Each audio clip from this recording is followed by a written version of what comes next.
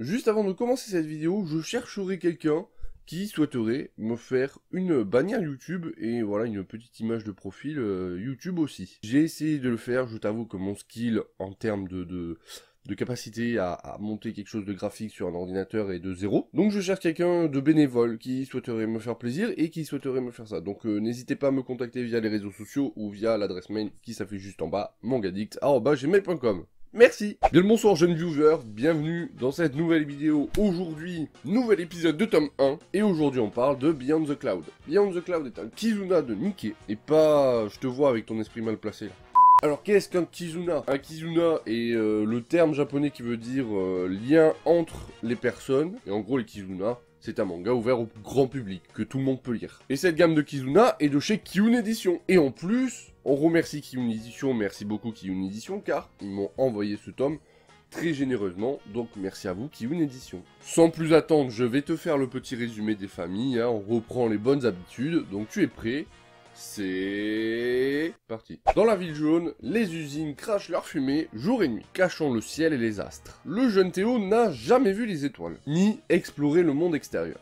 Enfant, il rêvait de partir à l'aventure, à la poursuite des créatures fantastiques et de ses livres préférés. Mais la réalité l'a rattrapé. Son travail à l'atelier de réparation Shinkuwa est devenu son quotidien. Sa routine est bouleversée le jour où il rencontre une fillette pas comme les autres. Et non, ce n'est pas une fillette au pro-tété.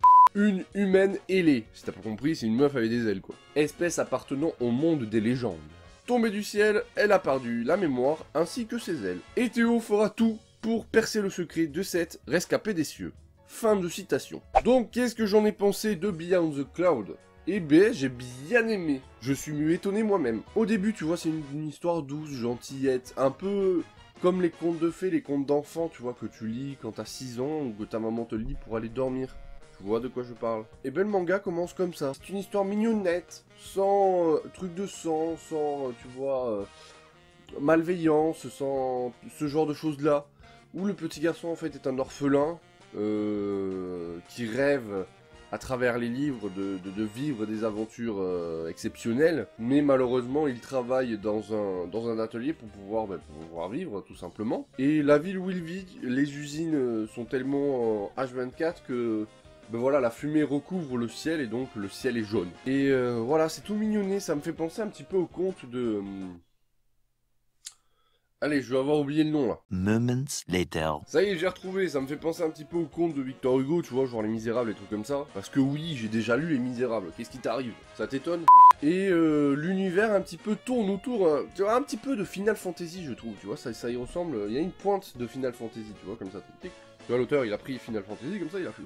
Hop, il a mis le doigt, tu vois, comme quand tu fais la cuisine, que tu veux goûter un truc, il a fait tac, hop là, il a mis dans son manga. Trêve de flagornerie. Donc tout ça pour dire que moi j'ai bien apprécié, c'est mignon, c'est tranquille, c'est pas prise de tête, tu lis ça tranquillement, et l'avantage je trouve de ce manga, on parlera de la suite après, c'est que tout le monde, c'est accessible à tout le monde. Il n'y a pas de réglementation de ouais c'est un shonen c'est pour les garçons, ouais c'est un shoujo c'est pour les filles, même si t'as pas besoin d'être un garçon pour lire un shonen ou un shoujo et inversement. Mais c'est vrai que là c'est vraiment accessible, autant un adulte qu'un enfant peut lire Beyond the Cloud. Même si, sans trop spoiler, au milieu du tome, voire à la fin, il y a des scènes un petit peu dures, on va dire ça comme ça, où on voit un petit peu de sang, on voit un petit peu de violence, tout ça, mais c'est fait d'une façon que même un enfant peut le lire, il n'y a aucun souci, car c'est montré sans être montré. C'est ça que je voulais dire. C'est un petit peu comme dans les films, tu vois, où quand c'est des films d'enfants, même si, par exemple, à la fin, il y a un gars qui se fait tuer, on entend le coup de feu, on sait qu'il est mort, mais on voit pas. Ça fait un petit peu la même chose. Et voilà, c'est un univers fantastique, c'est un univers mignon, c'est un univers...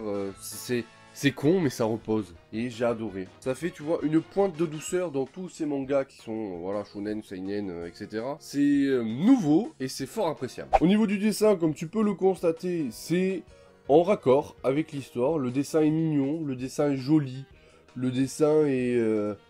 tout en douceur, tout en très fin, tout en coloris noir mais gris.